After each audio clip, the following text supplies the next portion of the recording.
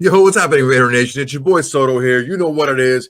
Raiders versus the world, talking about the team that the world loves to hate, your Las Vegas Raiders. All right, so a couple things have happened since the last time we talked. And I just wanted to get a little bit of time to talk to you guys about, just a few things. Number one, I want to talk about the Geno Smith interview after his press conference. I think it went a little bit more in depth. I think Geno is a man of few words. He wanted to get out there and he kept iterating the same things over and over again, which is fine. It shows that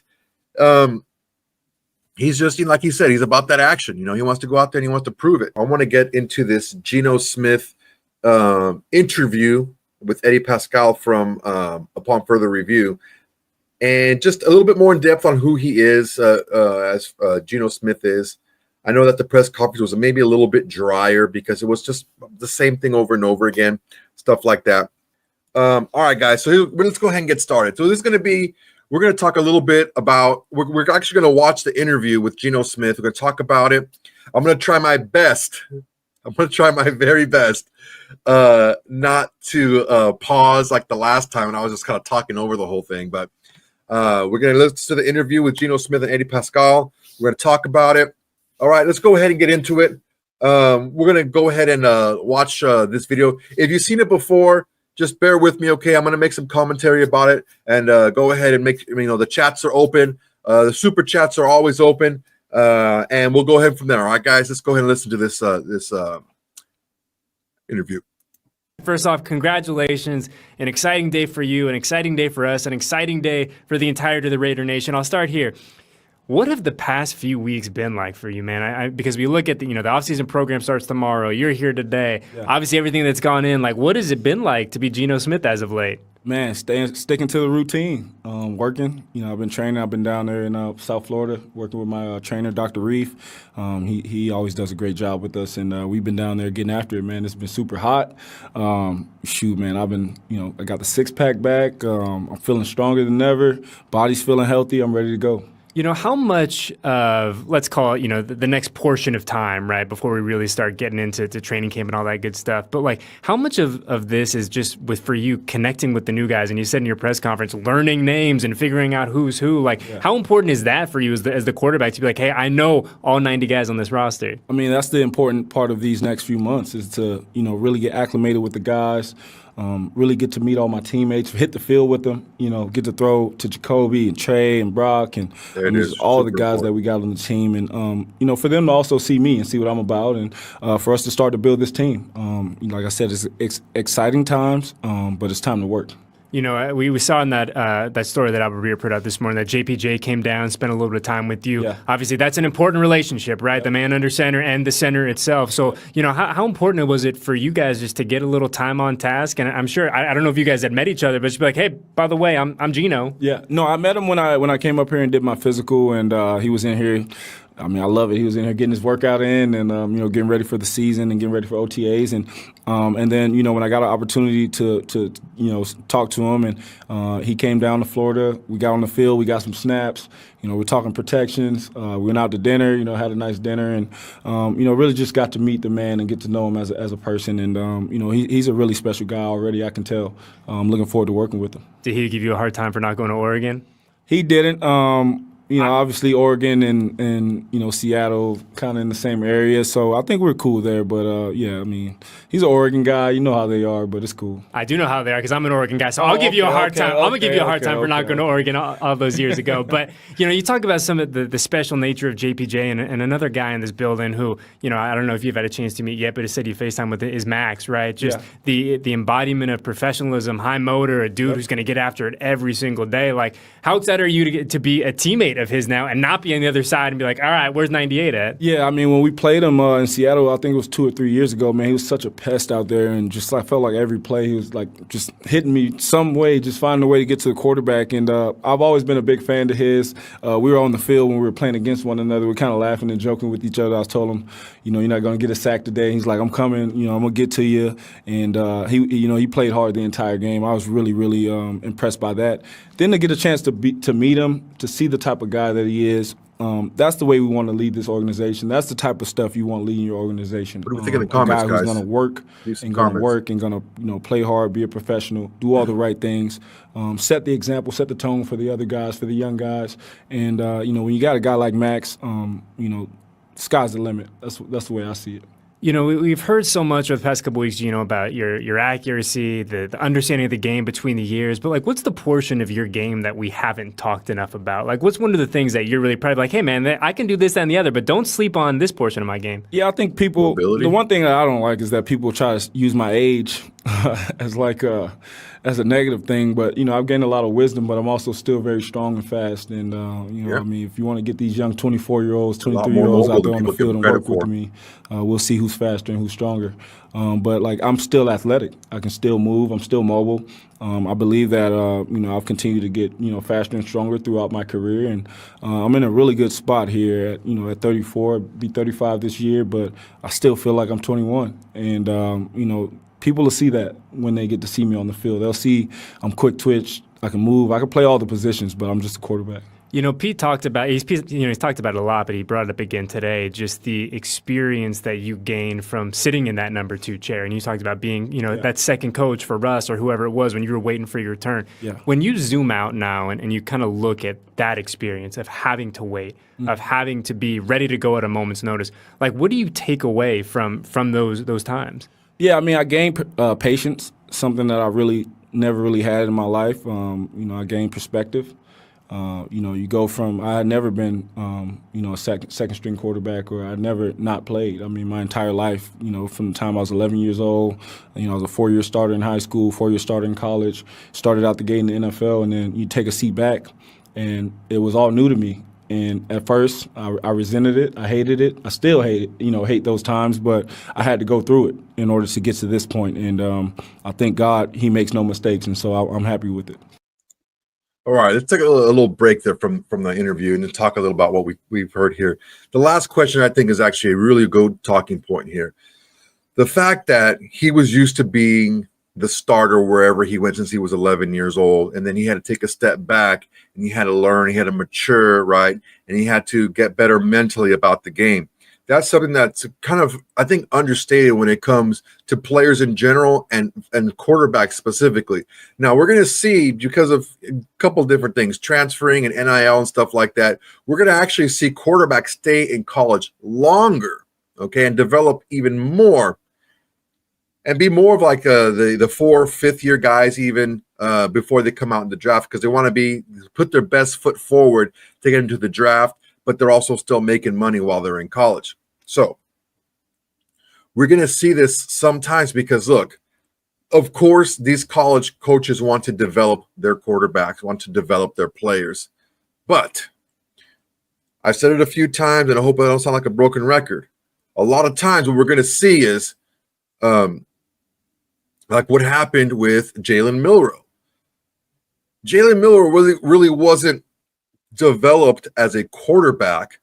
What happened at Alabama is they just kind of let him do what he did well because they needed to win games, right? And I understand the coaches, they got to win games. They want to keep their job and everything like that. But you're going to really see these players, unless they go into a situation that's really stable or a situation that is a perfect fit coaching-wise, some of these guys are going to come out of college, even though they've been playing a long time, and they've had a lot of snaps in college. You're going to see it that a lot of times these guys may still have a lot of work they need to do. And that's something that's really important for guys like Geno Smith when he came out of college. Like, there was a lot of things that he needed to work on and a lot of things that he needed to kind of get better at. And one of the things that he said he needed to get better at is his patience.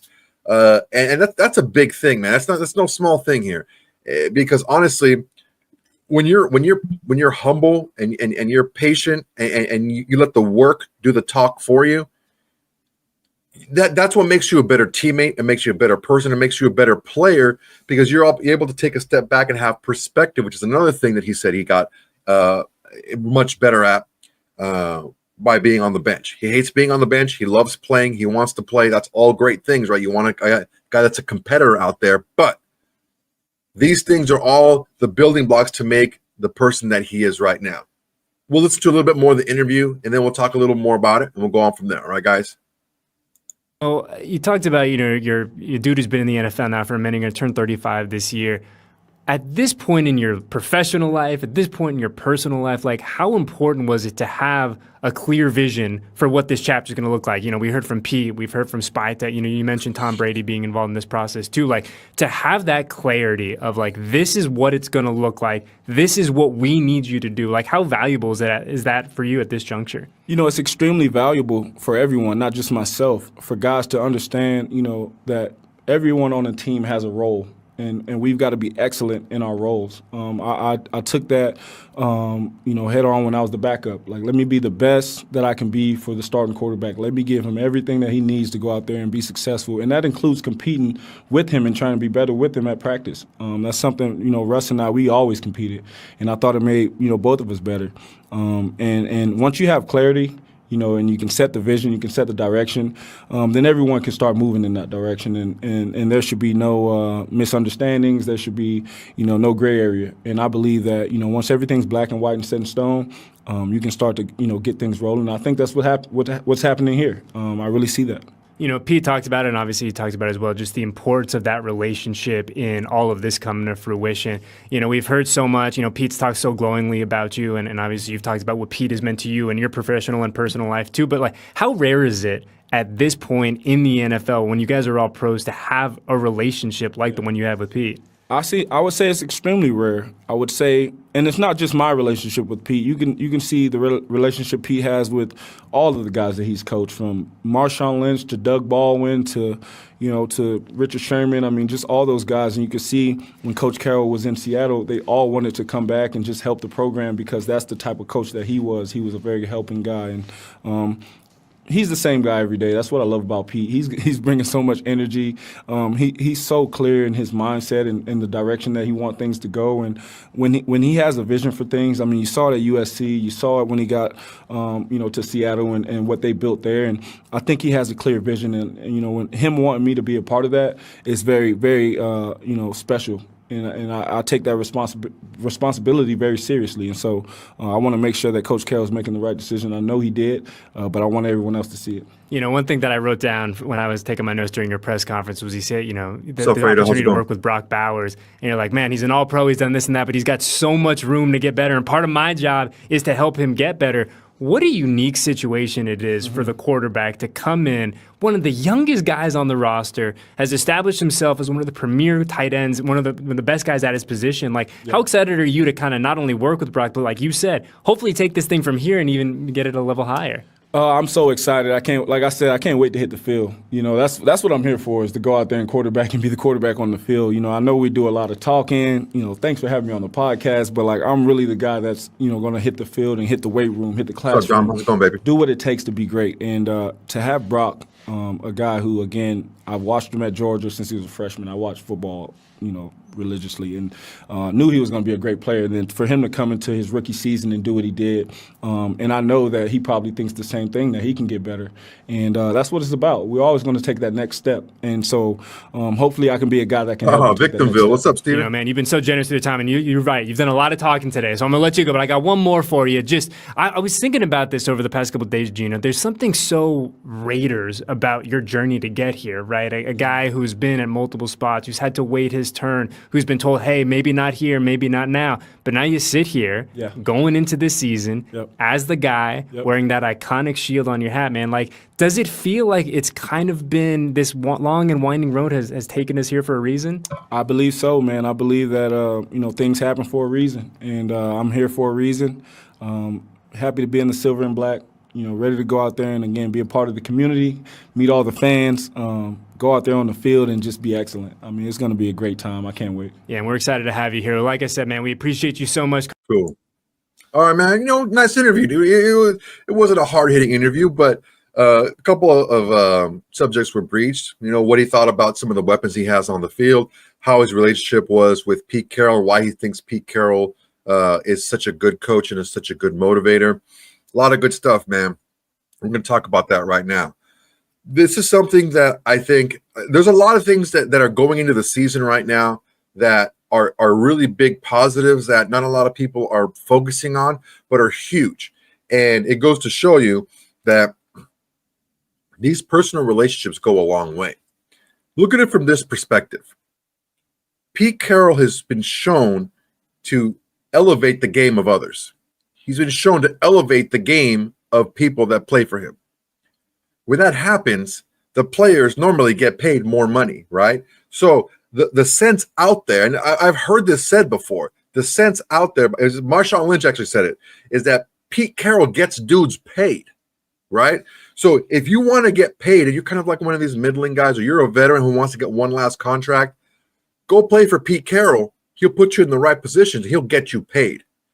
Now, there's other things on top of that, like personal communication and personal connection, and just the trust that you have as a player for Pete Carroll. Those are all things that have different degrees of weight with different people. Some people are just like, I'm not too worried about that. I want some guy that gets me paid. Some people are like 50-50. Some people are like, yeah, the money will come, but I want to make sure I play for a guy that I can respect and that respects me. It's all great stuff, man. Another thing that we took a look at here is the fact that Geno Smith embraces the role of a leader, okay? This guy has leader written all over him, man. He went in there, he came in, he started all 4 years in high school, started all 4 years in college, started his first couple of years in the pros, and then bam, he's on the bench. He's sitting behind with the Giants. He's sitting behind with Seattle, just kind of like floating around. No aim in life, really, just kind of like in his football life, just kind of sitting there, kind of like being a backup.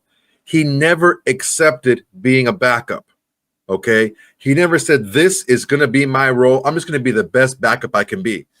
Dude, that's freaking baloney. Never did he say that to himself or anybody else. Now, he said he was going to be a good teammate, but he said in his press conference, he knew he was going to take someone's job because he knew he was good enough to play. And with the time he spent on the bench and getting the coaching and the attention and the more confidence that Pete Carroll gave him in Seattle, when the opportunity came, he grabbed it with both hands and he hasn't let it go since.